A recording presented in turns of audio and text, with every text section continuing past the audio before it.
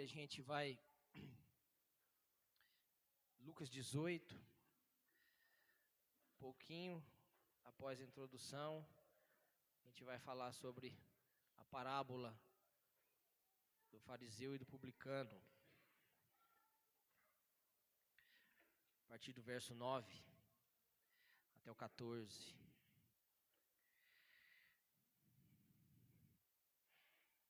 Amém? Glória a Deus. Deixa eu tomar água aqui, senão a voz vai falhar aí.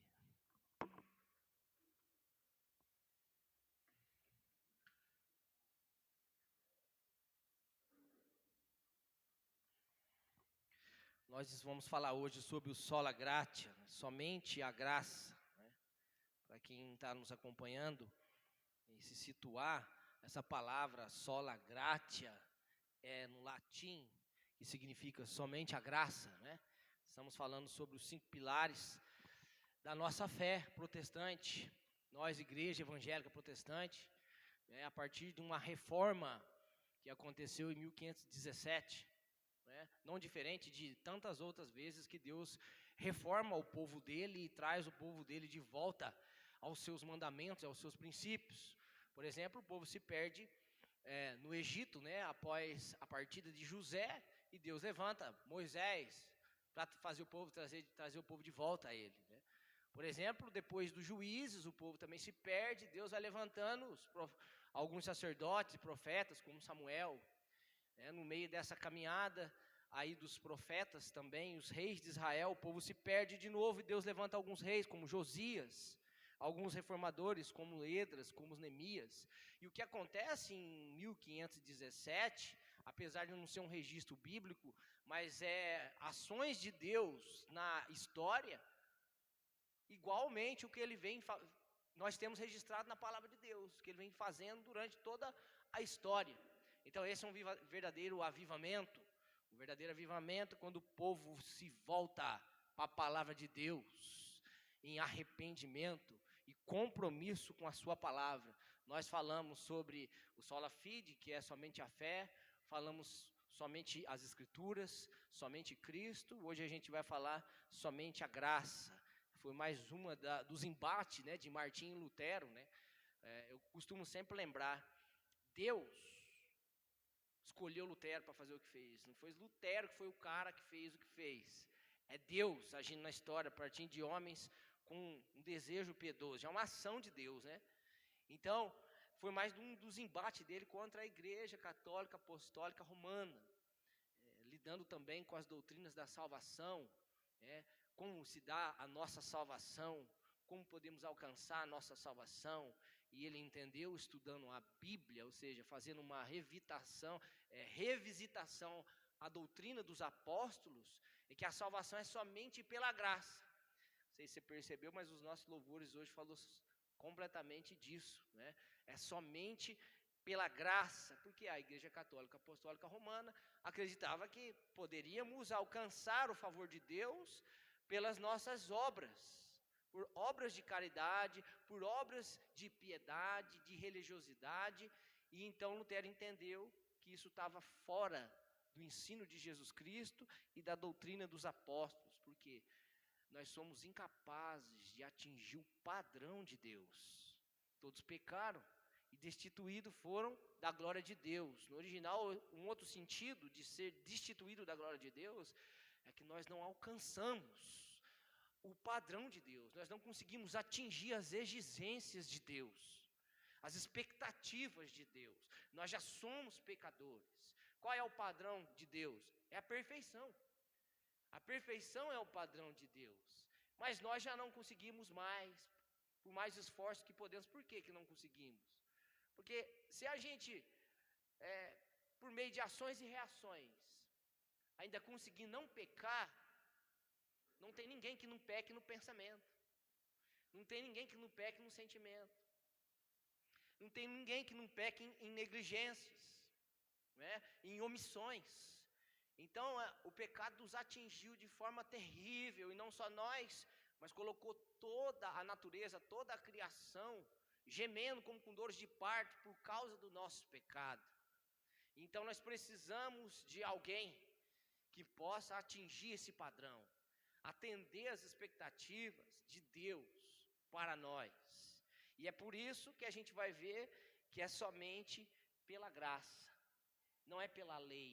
O que você vai encontrar muito, né, nas cartas de Paulo e nas cartas dos apóstolos, é uma insistência sobre que a salvação não é pela obediência das obras da lei. A gente não pode alcançar o favor de Deus por uma performance de tentar obedecer a lei, os imperativos de Deus, os mandamentos de Deus. A gente não consegue, a gente vai ver qual é o propósito de Deus ter dado a lei. Se a gente não consegue, então por que Deus deu a lei? A lei, Deus dá a lei para Moisés escrever e os mandamentos para nós, e deixar os seus princípios para nós, o seu padrão para nós, de ética e de moral, né? E também isso é a vida espiritual que Deus vê. É um padrão de ética e moral segundo a cosmovisão de Deus, o ponto de vista de Deus. Já é uma obra da graça. Já foi graça de Deus registrar para nós um livro. Um livro que conta a narrativa, o drama da nossa redenção e que contém os princípios dos seus mandamentos, para nos balizar, para nos levar até quem poderia nos curar. Então a lei já é uma ação da graça de Deus, ou seja, a primeira ação da graça de Deus que nós recebemos, ou seja, antes do tempo da conversão de cada um de nós aqui teve um encontro, né, com Deus, um momento que cremos que o Senhor nos salvou e nós temos uma convicção que Ele é o nosso Senhor, que nós somos salvos por Ele. Mas antes disso, nós tivemos um privilégio, a nossa geração e tantas outras atrás, nós recebemos um livro, um registro. Quando eu falei somente a Escritura, sangue foi derramado. O sangue puro de Cristo foi derramado, e o sangue dos apóstolos, dos pais da igreja, de tantos outros que lutaram para traduzir a Bíblia, já é uma ação da graça de Deus e uma ação contínua. Deus não deixa se perder isso.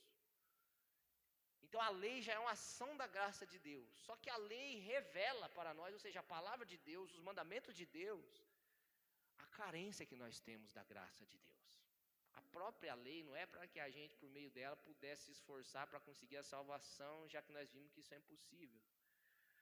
Mas mostra para nós a carência que nós temos da graça de Deus. Paulo, em Romanos 5:20, ele vai dizer isso. Ele vai dizer que o propósito da lei era que nós conhecêssemos a profundidade do nosso pecado. Gálatas 3:19, o mesmo Paulo vai dizer à igreja de Gálatas que a graça de Deus teve como um propósito encaixar a lei na promessa de Deus para que a gente conhecesse o nosso pecado, que somos pecadores.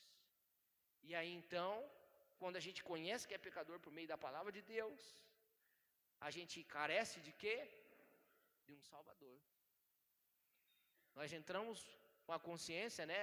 Claro, uma ação da graça por meio do Espírito Santo, que nós temos a carência profunda da necessidade de um Salvador. Interessante, hoje de tarde, a minha sogra, a mãe da Priscila e o cunhado estavam em casa e a gente estava assistindo um filme, não sei quem assistiu aqui, eu assisti pela segunda vez, né, para fazer sala para os irmãos lá, chama A Guerra do Amanhã. É um filme que 30 anos no futuro está tendo uma guerra e os filhos conseguem voltar 30 anos no passado e pedir a ajuda dos pais para eles fazerem uma viagem de 30 anos no futuro, porque está tendo uma guerra. De fato, aquela guerra do futuro, ela é perdida. A humanidade perde. Enquanto eu estava assistindo esse filme, Deus falou comigo, e nós temos uma guerra no futuro, meus irmãos, que já foi vencida para nós lá no passado, na cruz do Calvário. Nós temos uma garantia por causa da graça de Deus. Nós não temos certeza como vai ser os nossos filhos com 15 anos, com 20 anos, com 30 anos, como nós vamos estar daqui 40 anos. Mas nós temos uma certeza em Jesus Cristo por causa da promessa da sua graça. Aquela guerra do futuro, em cujo eu e você que cremos, seríamos lançados para sempre em condenação eterna, já foi vencida por nós na cruz do Calvário. Por causa da graça de Deus. Vamos ler o texto então de Lucas 18, versículo 9, a parábola do fariseu e do publicano. Diz assim: Em seguida, Jesus contou-lhes a seguinte parábola: aqueles que confiavam em sua própria justiça e desprezavam os demais. Bom, Jesus começa. 2 homens foram ao templo orar. Um deles era fariseu e outro cobrador de impostos. O fariseu em pé fazia esta oração: eu te agradeço, Deus, porque não sou como os demais pessoas desonestas, pecadoras, adúlteras. E com certeza, não sou como aquele cobrador de impostos. Ajuda eu aí, ó, tá enrolando a língua. Se eu tivesse no cibolete lá, eu ia ser morto. Jejuo 2 vezes por semana e dou o dízimo de tudo que ganho. Mas o cobrador de impostos ficou à distância e não tinha coragem nem de levantar os olhos para o céu enquanto orava. Em vez disso, batia no peito e dizia: Deus, tem misericórdia de mim, pois sou pecador. Eu lhes digo que foi o cobrador de impostos e não o fariseu quem voltou para casa justificado diante de Deus. Pois aqueles que se exaltam serão humilhados, e aqueles que se humilham serão exaltados. Muitas vezes a gente, não sei se você já ouviu, mas eu já, vem ouvir uma pregação dentro desse versículo, dessa parábola, de forma equivocada. Como se fosse uma pregação, um ensino a respeito de oração. Como orar? Qual é a forma de oração que Deus aceita? Mas não é sobre oração que está falando essa parábola, esse ensino de Jesus. Logo o versículo 9 é de natureza interpretativa. E lá está dizendo que é sobre justificação. Não é? Alguns, eles se achavam que poderiam, pela sua performance religiosa, como um fariseu aqui, ser justificados pelos seus esforços. Então, logo de cara, eu queria que vocês guardassem isso, que não é sobre oração que Jesus está ensinando. É sobre justificação. Todo o foco central aqui é como somos justificados. Essa é a grande questão e a grande pergunta. E também foi em 1517. Como somos salvos? Como podemos ser justificados diante de Deus? É sobre isso que Jesus vai falar. E por isso ele monta essa história. Embora eu acredito muito que Jesus, ele usava elementos da cultura para montar uma parábola e dar um ensinamento, mas que muito disso acontecia. Muita gente que ouvia Jesus era como aquela pregação. Você já entrou em alguma igreja e viu algum pastor pregar, e você falou assim: pô, o cara falou minha vida, ele parece que sabe o que aconteceu comigo. Eu acho que acontecia isso muito com Jesus quando ele ensinava, porque eram fatos que realmente acontecia. Realmente acontecia num culto público isso aqui. Eu queria ler aqui uma citação de Tim Chester, e olha o que ele diz: provar mérito a Deus. É isso que o fariseu está falando. Provar nosso mérito a Deus, para que Ele nos abençoe ou nos salve. Mas não podemos provar nosso mérito. Não podemos nos justificar diante de Deus. Porque não há justo, diz a Bíblia. Nenhum sequer. Todos pecaram e carecem da glória de Deus. Nenhuma dessas razões funciona, porque elas colocam o eu, o nosso erro, no centro de meu projeto de mudança. Ele colocou ele no centro, não foi isso que ele fez? Eu certamente não sou como esse aí. Ele nem viu o seu pecado. Ele não era adúltero, lembra que ele disse que ele não era adúltero? Para Deus, adúltero não é só quem trai no meio de uma relação sexual, não. Adúltero é quem quebra a lei, já é adúltero. Quebrou qualquer lei, já é chamado de adúltero, porque adulterou um padrão. E aqui ele diz assim: nenhuma dessas razões funciona, porque elas colocam o eu no centro do meu projeto de mudança. E colocar-se no centro é basicamente a definição de pecado. Pronto. Para Deus era como se aquele fariseu estivesse dizendo, mostrando quão pecador ele é, sem saber que é. Porque a nossa justiça própria, o nosso senso de justiça, às vezes a gente quer justiça no trânsito, no trabalho, em vários sentidos da nossa vida. Ele é tão pecaminoso que ele só nos faz mais perdidos ainda de quem realmente é o centro. Então Jesus, ele vai definir aqui, ou a parábola, e esse ensino, quem é o justo? Como Deus vê um justo?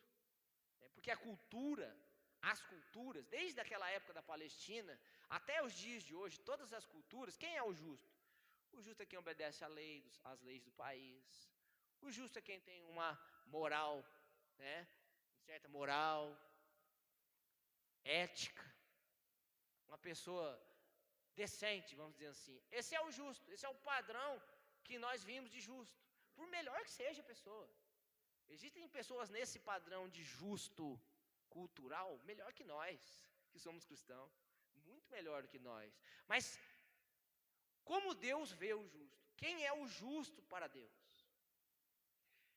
Para Deus o justo não é quem quebra uma lei ou tropeça em algum padrão moral ou ético. Mas justo para Deus é aquele que goza de um relacionamento, porque de forma especial recebeu aceitação diante de Deus. Então, como Deus define pecado? Para a gente saber quem é o justo. Ele define pecado assim, quebra de relacionamento. A quebra de um relacionamento é pecado. E qual foi a quebra do relacionamento que trouxe o pecado para o mundo? Adão. Ele quis tomar um atalho, como muitos de nós queremos e lutamos diariamente. E o que aconteceu? O relacionamento foi quebrado. E aí então aquilo é um pecado. Jesus Cristo, meus irmãos, eu tive refletindo muito sobre isso. Porque a gente é viciado em justiça própria. A gente é tão viciado, e nós cristãos a gente cai nisso muito, que às vezes a gente começa a se cansar da vida cristã. Por quê? Porque a vida cristã, ela não é interessante, irmão, e não espera que seja. E tome cuidado se você encontrar alguma interessante. A nossa mensagem, a mensagem que nós temos, ela não é popular. O povo não quer Cristo. É a graça que conquista o ouvinte para Cristo. Ninguém de si mesmo deseja essa mensagem, que não é popular. Aí Jesus vem ao mundo. O rico se fez pobre, para que por meio da sua graça, ele pudesse nos enriquecer. Do que é verdadeira riqueza? Vida eterna. Qual é a verdadeira riqueza? Relacionamento com Deus. O relacionamento que foi quebrado. Só que que interessante, Jesus não vem na terra e pega um livro na mão e começa, tem que cumprir isso, tem que cumprir isso, tem que cumprir isso, tem que cumprir aquilo. Jesus vem para a relação. Jesus vem reconciliar nós com Deus. Reconciliar para uma relação. Então, às vezes, a vida cristã começa a ficar cansada, e a gente, como filho pródigo, deixa a casa de Deus, porque a gente vê a nossa relação com Deus com um fim, um cumprimento do que pode, do que não pode, e aí a gente se perde na relação. E aí, sabe o que acontece? Nós se cansa de ficar tentando cumprir imperativos, mandamentos, pode, não pode, toque, não toque, faça, não faça, vai, não vai, e essa vida fica muito mais desinteressante ainda. A gente vai se cansando, e aí a gente vai atrás de alguma coisa interessante, igual foi o filho pródigo. E o que foi quebrado? O que o filho pródigo nunca viu, o relacionamento que ele tinha lá dentro com o pai dele, que era a maior riqueza dele. Mas ele tentava cumprir tudo que o pai dele pedia, né? Eu trabalhei para o senhor tantos anos. O filho mais velho também falou isso. Dá-me a herança, que ele achava que o fim, que o relacionamento dele com Deus só baseava no que o pai dele dizia que ele podia ou não podia. E ele cansou de servir e se afastou de Deus. E aí vem o pecado, quebra de relacionamento. Até que muitos caem em si, em alguma parte aí desse mundo terrível como ele, e retorna. Por quê? Porque a graça vai junto. A graça alcança a pessoa lá onde que ela está e traz ela de volta. Então não se esqueça disso. Deus define pecado como quebra de relacionamento. Porque se você ficar vendo o seu relacionamento com Deus e ficar tentando se esforçar para se manter aqui conosco e com Deus, e com medo de perder o favor de Deus e os cuidados de Deus na sua vida, baseado só não pode, e não tiver um relacionamento pessoal com Deus, na sua vida, onde você está, você vai se cansar. E todos nós entramos nesse processo de cansaço. E eu confesso que eu só refleti nisso porque eu estou cansado. Entende? Todos nós entramos nesse processo de cansaço. E aí a gente se lembra, sabe do quê? Daqueles dias que nós tínhamos um relacionamento com Deus. Que nós tínhamos gozo de ter Deus, de falar de Deus, de sentimos Ele. A gente se lembra disso. Mas o fariseu não sabia disso. O publicano aqui também não sabia disso. Eles estavam no culto, no templo, num culto público. Foi isso que Jesus disse. Os dois foram ao templo para orar. Geralmente era no amanhecer, logo nas primeiras horas da manhã, ou às 3 horas da tarde, esse culto público, aonde os sacerdotes faziam sacrifícios pelo pecado do povo. E quando os sacerdotes estavam fazendo sacrifício pelo pecado do povo, quando o sacrifício era feito e aspergido, e então tocava-se a trombeta, os sacerdotes entravam dentro do templo, sumiam diante a fumaça que subia ao Senhor, dentro do Santo dos Santos, e quando eles desapareciam naquela fumaça, então cada um que estivesse lá no templo poderia fazer as suas petições a Deus, particulares. E é isso que está acontecendo aqui. Petições particulares. O fariseu e o publicano. No versículo 11 e o versículo 12, está registrado a oração do fariseu. Olha lá. O fariseu em pé fazia essa oração: eu agradeço Deus, porque eu não sou como as demais pessoas. Olha que oração. Desonestas, pecadoras, adúlteras. E com certeza não sou como aquele cobrador de impostos. Jesus 2 vezes por semana e dou o dízimo de tudo que ganho. Até aqui Jesus, ele define, ele explica qual é a oração do fariseu. O que tem na oração do fariseu? A oração, Alguns conselhos éticos escondidos ali, Certamente poderia estar fazendo a oração em voz alta, Porque logo o publicano foi humilhado por uma oração dessa. Algumas traduções vão dizer que o publicano estava de longe, sozinho. O fariseu também. Então tinha sabe aquela oração que a pessoa está dando uns conselhos éticos no meio? Você fica até envergonhado porque você não consegue, você vê nossa, ele vive aquilo ali, eu não, como eu queria ser como essa pessoa. Não só conselhos éticos no meio da oração, mas tinha um sermão escondido no meio da oração. Você já presenciou algum momento assim, num culto público, em que alguém está fazendo uma oração e tem um sermão escondido? Certamente eu não sou como aquele cara lá, que chama-nos atenção, e parece que é para nós a oração, não é particular consigo mesmo. Só que o juízo que o fariseu estava fazendo era uma comparação errada. Ele deveria se comparar. A gente vem diante de Deus, olha como é que o culto deve acontecer. A gente vem aqui para se comparar com o padrão de Deus e não com o padrão do outro. Ele estava se comparando com o outro. Ele não tinha uma reflexão diante de Deus, dentro do coração dele, dos seus próprios pecados do coração. Ele não estava fazendo uma reflexão dos pecados do seu coração. Ele estava se comparando com o outro. Quem nunca às vezes não fez assim: olha, eu sou ruim, viu? Mas igual aquele lá. Olha, eu sou falho na vida cristã, mas igual aquela pessoa lá, Senhor. Quem nunca fez isso, É isso que ele está fazendo. Comparações. Enquanto a gente só tem um centro ao qual nós devemos se comparar quando a gente vem num culto público, com o padrão de Deus. Quem é o padrão de Deus? Cristo. Somente Cristo. Somente Cristo. Ele deveria ter feito esse juízo, essa comparação, em vez de ficar se comparando com os outros. A gente deve vir aqui, irmãos, e nós vamos enriquecer tanto Faça isso para você ver quando você não vai enriquecer. Aqui, lá no devocional amanhã de manhã, em algum momento seu com o Senhor, na sua relação com o Senhor, vai para refletir. Às vezes nem ore, só vai e fique.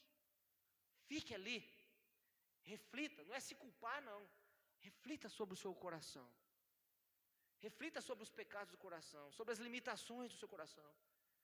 Pode ter certeza, meu irmão, Deus não vai deixar você sair aflito de lá.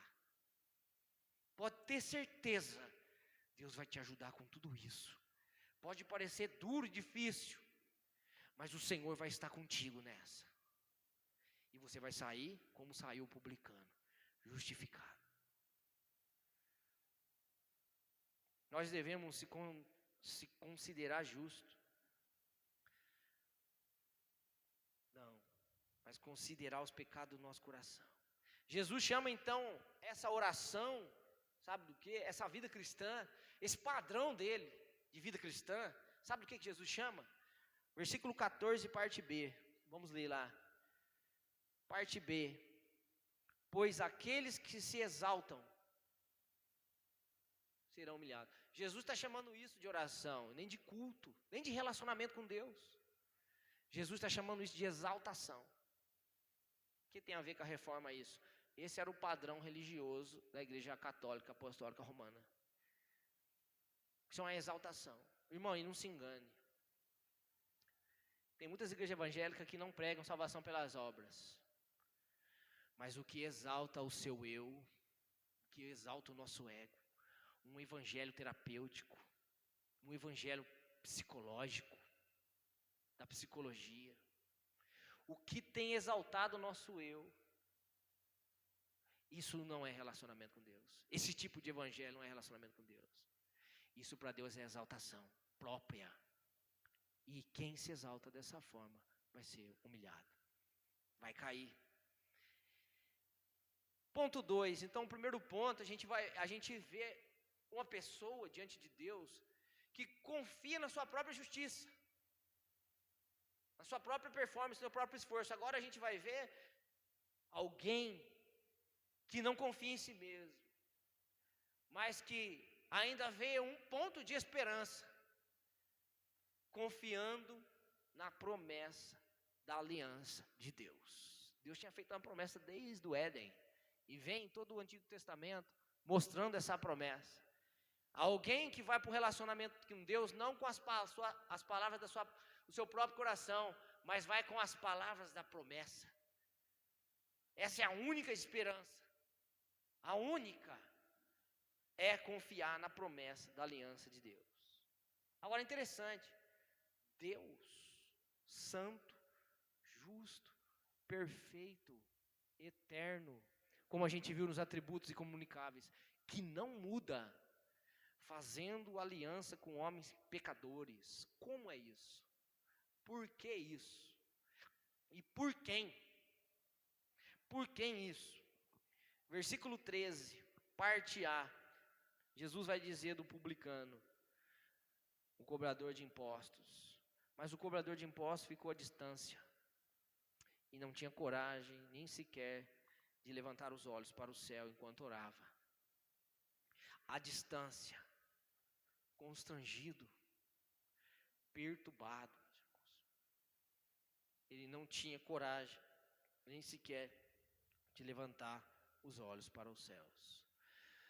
O publicano era uma pessoa que trabalhava para os romanos, e por isso que os fariseus os achavam tão traidores assim.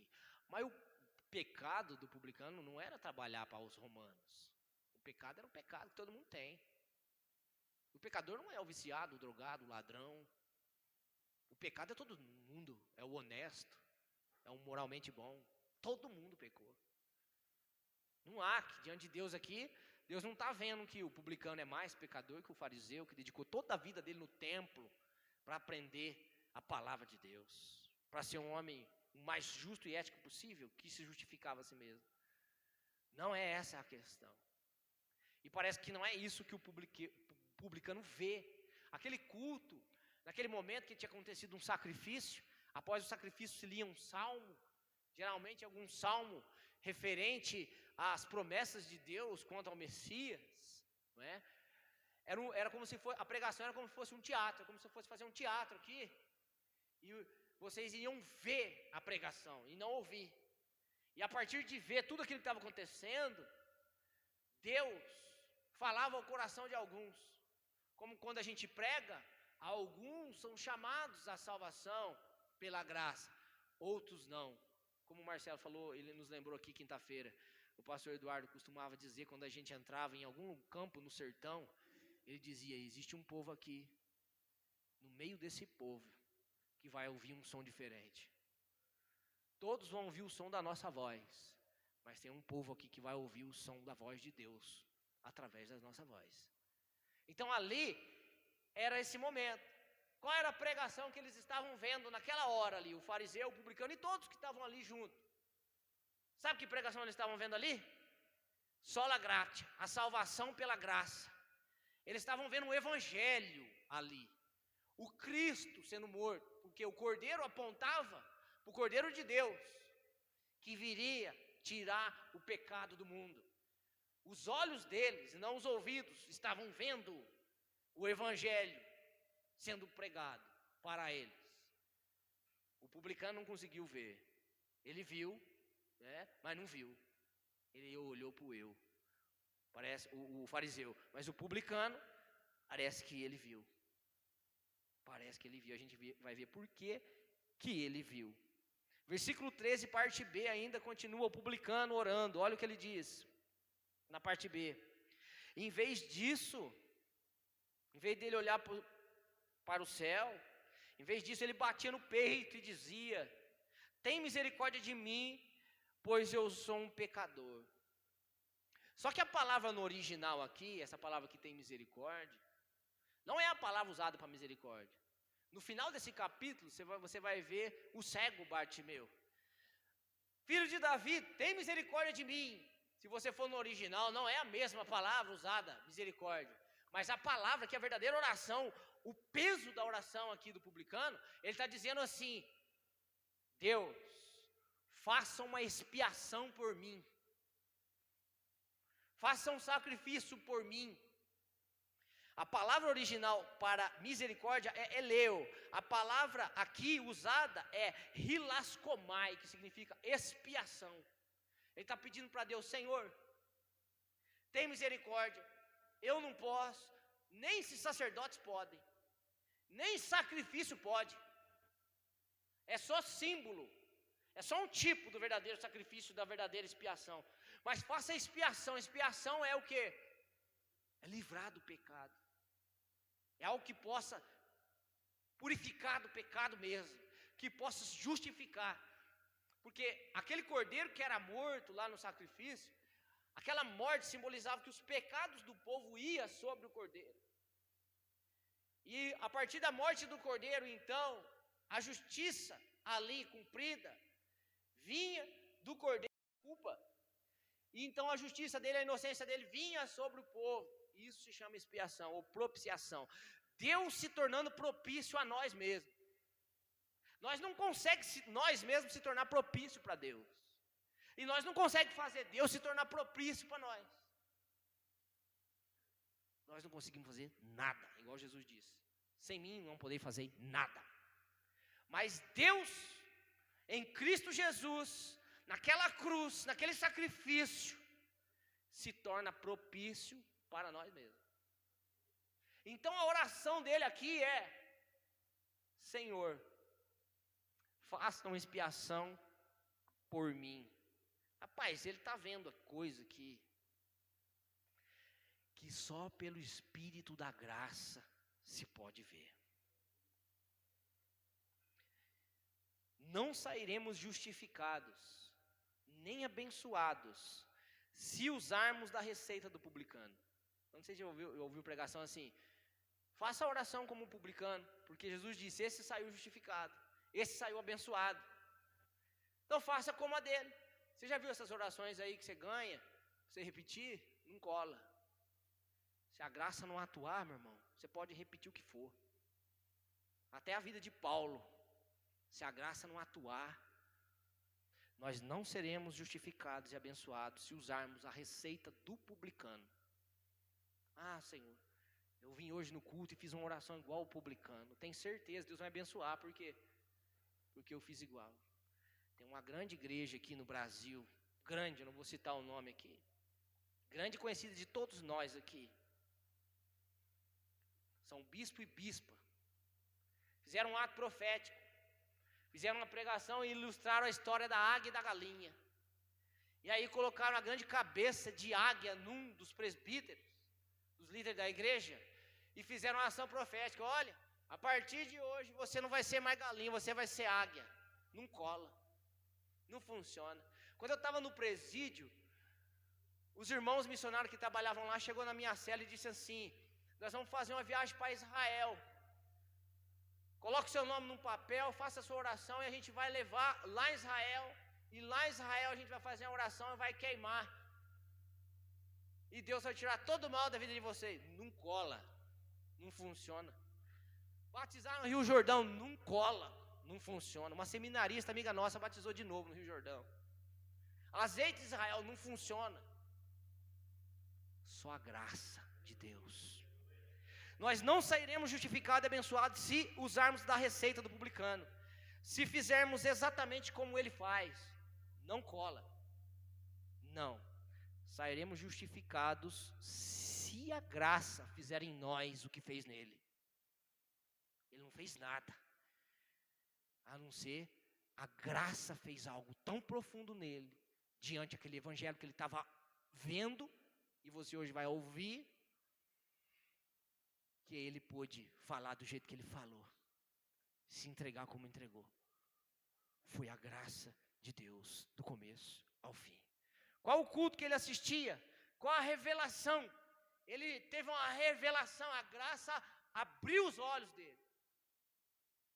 O Espírito Santo iluminou os olhos do seu entendimento.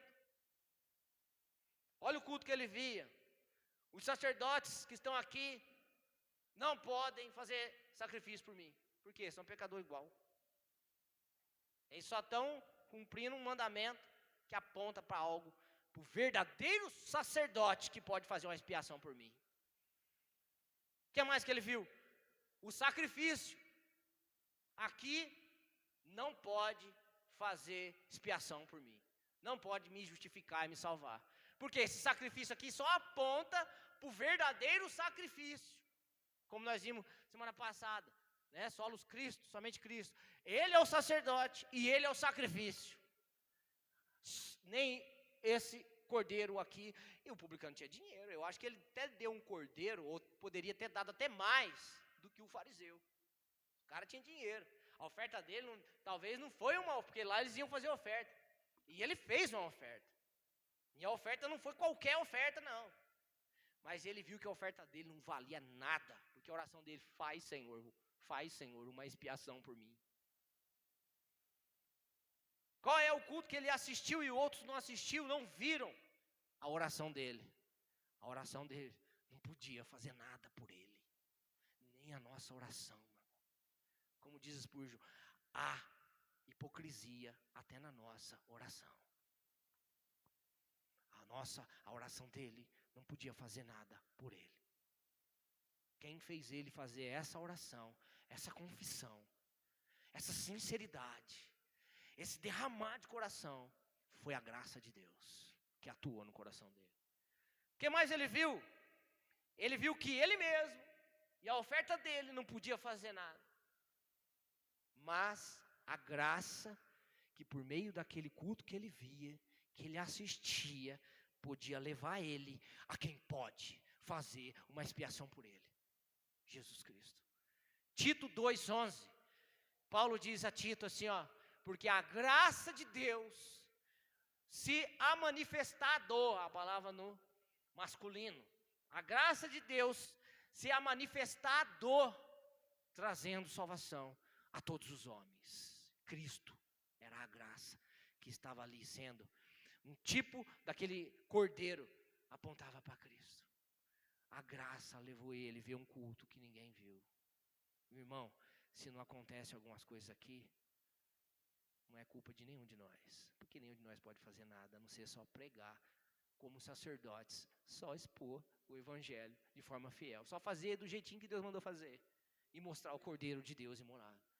Se não acontece, mano, que Deus, nós dependemos de Deus. Cristo é o Cordeiro de Deus que tira o pecado do mundo. O que mais o publicano viu e que o povo precisava assistir, precisava ver, mas o que ele viu para que ele pudesse ser levado a receber a graça de Deus? E às vezes a gente vem só ver um culto. Hoje o culto foi legal, hoje o culto foi bom, estava cheio o louvor, tinha bastante instrumento. Semana passada estava meio fraco. O culto é para quem? A gente costuma, fazer essas comparações. O que ele viu para que ele pudesse ser levado a receber a graça de Deus? Ele viu a cruz de Cristo ali. Se nós viemos aqui todos os domingos e não ver a cruz de Cristo, ou viemos aqui esperando ver outra coisa, nós somos os mais miseráveis de todos os homens, diz Paulo. O mais miserável de todos os homens. Nós devíamos todo dia pregar o evangelho para nós mesmos, e ver a cruz de Cristo e dizer: essa é a nossa maior riqueza. Um Deus que veio se relacionar conosco, veio voltar para conosco. Eu me lembrei quando eu estava fazendo esse sermão, quando eu estava no presídio, depois de um ano mais ou menos de conversão, eu comecei a orar a Deus e pedir: Senhor, sozinho, me leva numa visão, numa reflexão, num agir do teu Espírito, me leva no momento da tua crucificação, Senhor, porque eu quero chorar. Eu queria ver como se eu estivesse lá, Senhor, para que eu possa experimentar um arrependimento genuíno, um arrependimento de verdade, igual esse publicano aqui experimentou. Eu queria ver isso aqui, Senhor. Sabe, quando o publicano ele bate no peito, esse sinal aqui de humilhação, olhando para baixo, só as mulheres faziam. Homem não fazia isso. Jogava cinza sobre a cabeça, os homens, colocava pano de saco, mas bater sobre o peito, você vai ver isso acontecer. Eu marquei aqui, lá em Lucas 23, 48, as mulheres diante da crucificação. A visão da crucificação, ela é tão angustiante, ela é tão terrível, que as mulheres lá batiam no peito. E esse homem está dentro do templo, batendo no peito, fazendo um sinal que uma mulher fazia. Tamanha profundidade de agonia, de angústia que era ver a crucificação. Paulo escreve aos Gálatas no capítulo 3 e diz assim: vocês estão sendo enfeitiçados por um outro evangelho, por uma outra mensagem. Vocês estão tentando encontrar e colocar os olhos numa outra coisa mais interessante. Eu preguei para vocês o evangelho como se vocês mesmos tivessem visto Cristo crucificado. Quando eu li isso, eu me lembrei dessas orações. Senhor, tem como... Eu costumava almoçar, deitar e ficar sozinho, pensando em Deus, pensando que Ele estava comigo. Às vezes até imaginava que eu estava numa nuvem deitado e o Senhor comigo lá. Vale muito mais usar a imaginação para estar junto de Deus, seja qualquer loucura que você pensar, do que para qualquer outra coisa inútil que nós temos recebido das mídias. E eu falava: Senhor, tem como me levar? Como se eu estivesse lá, eu queria te ver crucificado. A gente precisa dessa oração, porque ele viu, para ser levado a receber a graça de Deus, o pecado. O fariseu não viu. Graças a Deus eu não sou pecador como os demais homens. Ele viu o pecado dele. E nós vemos no culto e vê tanta coisa, vê tanta falha. Eu podia ter sido assim, podia ter sido mais perfeito, podia ter falhado aquele microfone, não podia ter errado na palavra jejum. Tanta coisa. E a gente sai daqui sem ver o nosso pecado. Que ele viu uma condenação. Não era somente um cumprimento de algo que Deus deixou como tradição. Vamos fazendo aí, tem que matar, todo ano, vamos matar. Não, ele viu uma condenação. Ele viu um inocente sendo condenado no lugar dele. Cristo. Ele viu, sabe o quê? No ato da morte daquele inocente, que estava sendo condenado e morto no lugar dele, ele viu a ira de Deus, a ira santa de Deus, porque Deus não pode fazer vista grossa para o nosso pecado. Deus não pode simplesmente dizer, eu amo, deixa, ninguém vai pagar por nada não, vai dar tudo certo. Seria um juiz injusto e alguém que a gente não pudesse confiar. Mas ele viu a ira santa de Deus recaindo sobre um inocente, sobre alguém que mais tarde, na cruz do Calvário, iria sofrer a ira de Deus no nosso lugar. Ele viu. Nós estamos tentando pregar um evangelho que a gente possa ver isso junto, todo domingo. Todo domingo. Porque eu estou cansado desse modismo aí fora. Você não está ainda? Qualquer novidade, qualquer coisa muito legal, em qualquer das coisas que se compartilham conosco. Cansado disso aí já. Eu já estou cansado, isso faz tempo. Nós precisamos estar cansados disso. Só se a gente vir como ele viu. Ele viu um condenado inocente substituto no lugar dele. E ele viu no final a fumaça do sacrifício que subia, que Deus aceitava o sacrifício. O sacrifício foi aceito. O sacrifício, se você tinha dúvida da tua salvação, da tua justificação, mas você crê, mas você sente como esse publicano, você se sente tão fraco, tão falho, tão pecador, tão errante, tão inconsequente, tão inconstante, eu também me sinto igualzinho. Mas eu tenho uma convicção que você pode ter, o sacrifício foi aceito, e nós somos salvos pelaquela graça naquela cruz. Aquela batalha do futuro já foi vencida no passado. E se a graça de fato fez isso em nós, então teremos a mesma reação que ele e com todos os outros que a partir de ter sido salvo com a graça, viveu uma vida, nós vamos ver domingo que vem, para a glória de Deus. Vamos ver sobre a atuação salvífica da graça de Deus. Qual é a atuação? Como a graça atuou nele ali. Porque Paulo lá em Efésios 2:8, versículo-chave sobre a graça de Deus, você não pode nunca esquecer. Ai de você que no dia que você morrer, você encontrar Pedro e ele perguntar para você esse versículo que você não saber. Pedro vai ficar bravo. Efésios 2:8. Nós somos salvos pela graça, mediante a fé. E isso que é a graça e a fé, não vem de nós, é dom de Deus, para que ninguém se glorie, como fez o fariseu aqui, se gloriou. Senhor, eu só aceito, né? Porque o Senhor sabe, eu sou cara, eu sou fera. Não, nós somos salvos pela graça, mediante a fé. Entenda, a fé não salva. A fé é um fruto da graça que salva. Quem salva é Cristo. Cristo é a graça manifesta na cruz do Calvário. A graça a gente apodera, a fé é para a gente se apoderar da graça. E ainda assim a fé não é nós que produz, Ele dá. Nós chegamos como um mendigo diante de um rei de mãos vazias. E ainda para estender a mão e acreditar que esse rei está nos aceitando o filho dele, nos dá toda a herança dele. Ainda para nós conseguir acreditar nessa graça revelada, ofertada para nós, poder dizer assim, estender a mão. É como chegar aqui o homem mais rico de Andradas, ali no semáforo, e algum morador de rua, e o cara falar, você vai ser meu filho. O cara acreditar, entrar no carro, vai dar o que fazer. Então, para nós acreditar, ainda estender a mão, Deus tem que estender a nossa mão. Nós não estendemos a mão. Alguns nem quer. Alguns preferem o inferno mesmo. Nem quer. Deus. Quando a gente estava orando pela nossa nação, eu falei, Senhor, tem misericórdia, porque a nossa nação já é uma nação despertada para querer colocar Deus para fora. Uma geração vem vindo aí que está querendo colocar Deus para fora. Mas nós não. Recebemos graça. Por isso que nós estamos aqui.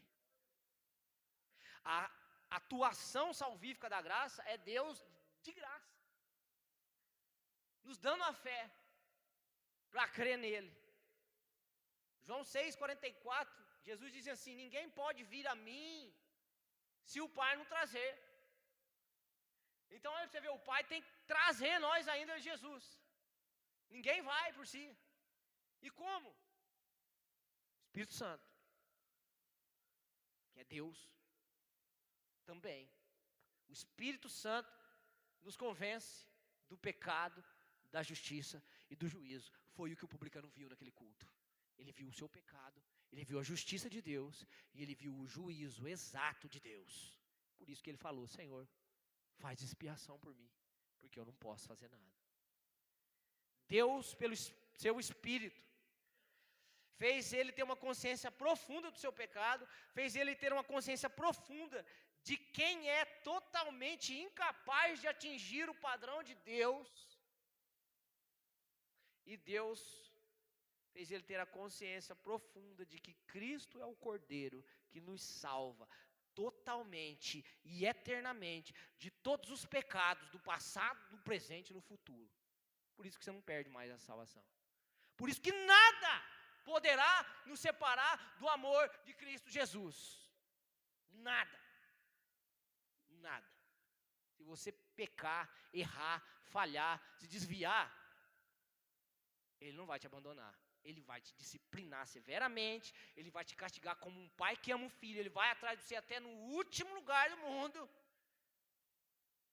Mas eu sinto lhe dizer, Ele nunca mais te perde, porque Jesus disse assim: aquele que vem a mim, de maneira nenhuma lançarei fora. Aquele que o Pai traz a mim, jamais o rejeitarei e o ressuscitarei no último dia. Aquela guerra já está vencida por causa da graça que há em Cristo Jesus. Eu queria ler Romanos 5, versículos 6 a 11 com os irmãos.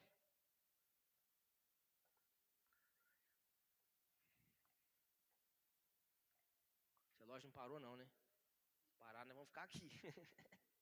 Romanos 5, 6, diz assim: Paulo, quando estávamos completamente desamparados, Cristo veio na hora certa e morreu por nós, pecadores. Fica aí, completamente desamparado. Sabe por que Cristo lá na cruz disse assim: Deus meu, por que me desamparaste? Sabe por quê? Para que nós pudéssemos ser amparados. O desamparado, sofrendo a ira de Deus, substituto naquele sacrifício, naquele juízo, para que nós nunca mais pudéssemos ser desamparados e pudéssemos ser amparados. Versículo 7. É pouco provável que alguém morresse por um justo, embora talvez alguém se pudesse morrer por uma pessoa boa. Quem não morreria pelo filho aqui? Todos nós, né?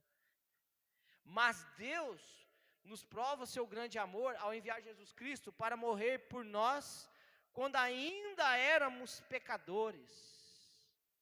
Quando nós ainda éramos pecadores. E uma vez que fomos declarados justos, uma vez, lembra, o pecado do passado, do presente e do futuro. Uma vez que fomos declarados justos por seu sangue, certamente seremos salvos da ira de Deus por meio dele. A ira que Deus vai cumprir completamente no futuro, certamente, uma vez declarado justo, para sempre justo. E aí ele diz assim: pois se quando éramos inimigos de Deus, nosso relacionamento com Ele foi restaurado pela morte de seu Filho, agora que já estamos reconciliados, certamente, ele usa essa palavra de novo, certamente seremos salvos por sua vida, porque Cristo é o caminho, a verdade e a vida. Agora, portanto, podemos nos alegrar em Deus, com quem fomos reconciliados por meio do nosso Senhor Jesus Cristo. Versículo 20. E aí ele diz assim: a lei foi concedida para que todos percebessem a gravidade do pecado. Mas, à medida que o pecado aumentou, a graça se tornou ainda maior, superabundou a graça. Portanto, assim como o pecado reinou sobre todos e levou à morte, agora reina a graça de Deus, que nos declara justos diante de Deus e resulta na vida eterna por meio de Jesus Cristo, nosso Senhor. Irmão, reina fraqueza, reina crises, reina medos, reina falhas. Sobretudo, superabundou a graça de Deus na nossa vida. Ela reina na nossa vida. Qual o valor dessa graça? Você não é salvo por causa da fé, mas sim por causa da graça, né? Nós somos um mendigo em que Deus estendeu a nossa própria mão para receber essa graça. Mas qual o valor dessa graça? Essa graça não termina na conversão. Ela tem um valor efetivo.